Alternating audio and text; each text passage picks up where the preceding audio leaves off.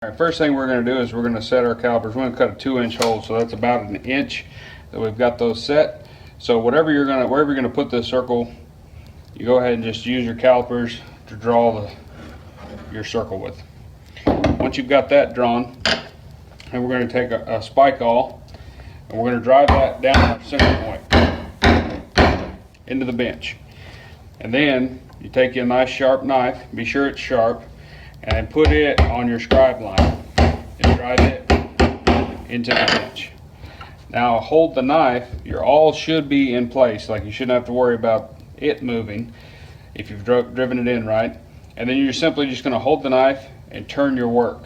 And you can kind of twist your knife a little bit to be sure that you're staying on your scribe line, but just turn your work. And as you turn your work, your knife and your awl are staying in place, and it'll cut on the line. Like I said, if it starts for some reason getting off your line a little bit, you can twist your knife, not pulling it out of the bench, but just kind of giving it a little twist.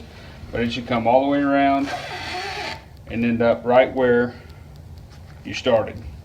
And then when you pull the awl out, you've got a perfect circle and you've got a perfect hole. And this works basically for any size circle that you want to do. And it works a lot better than the arc punches that are, because a lot of times, I mean, I don't even know if they make one for, say, a hole this big, but it can get really tricky trying to drive those through there with them all. And sometimes they're not quite as clean as you would like them to be.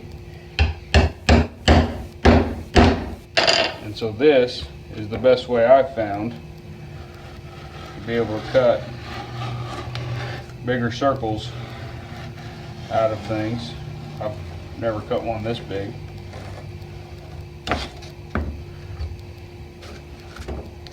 But now you've got a circle. Now you could have hand cut a circle this size, but that ensures that it stays round.